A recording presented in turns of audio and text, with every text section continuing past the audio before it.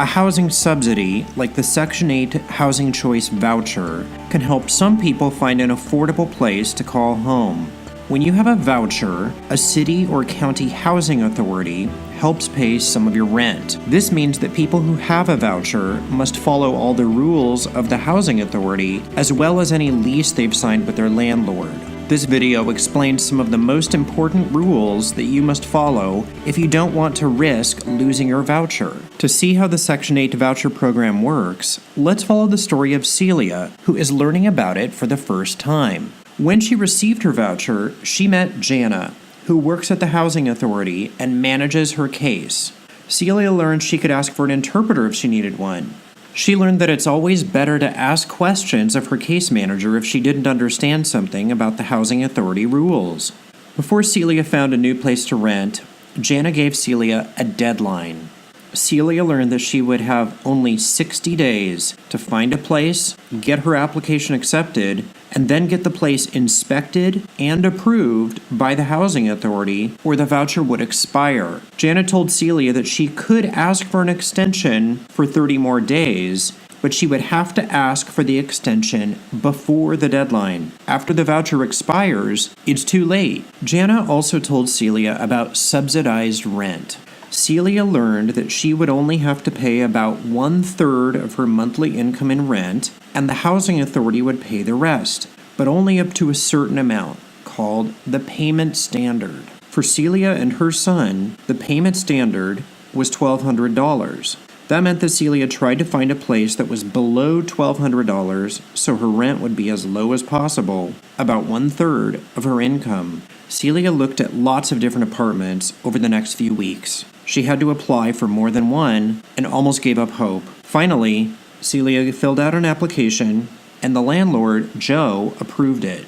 But that was just step one. They weren't ready to sign a lease and move in just yet. Step two, Celia had to ask the housing authority to approve the place too. She turned in a form called a request for tenancy approval. Then Celia had to ask the housing authority to conduct a health and safety inspection. The housing authority will not approve the place without inspecting it first. After the apartment passed the inspection and the housing authority finally approved the place, Celia was finally ready to sign the lease with Joe, the landlord. Celia paid a damage deposit to Joe too. Before she moved in, Celia asked Joe to complete a walkthrough inspection with her and to write down a checklist of any worn out or damaged conditions of the apartment that were already there. After that, she and her son moved in and started making it a home. But Celia soon learned that the voucher program also had a lot of new rules to follow. Some of the most important rules she learned: report all income changes within 10 days, ask permission before anybody moves in, and report when anybody moves out, turn in all recertification paperwork on time every year, let the housing authority inspect the place every year, and follow all the rules in your lease. If you have any questions about the rules of the housing authority, you should ask your case manager. A few months after Celia moved in, she picked up some new shifts working at the hospital, and she started making a little more money. Celia knew that she had only 10 days to tell Jana that her income had increased, even by a little bit. Celia also learned that she must ask permission from both the landlord and the housing authority before anyone moved into her house. When her niece Sabrina stayed with them as a guest for only a week, she asked permission from her landlord. Every year, around the same time, she also had to turn in paperwork to prove her income as part of the housing authority's annual recertification process. She learned that it's extremely important to turn in all the information that the housing authority asks for, or she could lose her subsidy. She also knew that every year, around the same time, the housing authority would send someone into her home to inspect the place and make sure it passed the health and safety standards. Like anyone who rents in Washington, Celia knew that she needed to follow the rules in her lease, or the landlord might start the eviction process. But as sometimes happens, she had to remind her landlord, Joe, to give her a copy of her own lease. Of course, following the lease meant paying all her rent and utilities on time, even if the place needed repairs. When her place needed something fixed, Celia knew to ask for the repairs in writing. She made copies of her repair request, kept one with her important papers, and gave a copy to her case manager at the housing authority. Celia learned quickly to keep good records in a file folder, keeping a copy of everything she gave her landlord or the housing authority, and everything she received from them. Celia learned that it was best to go into the housing authority in person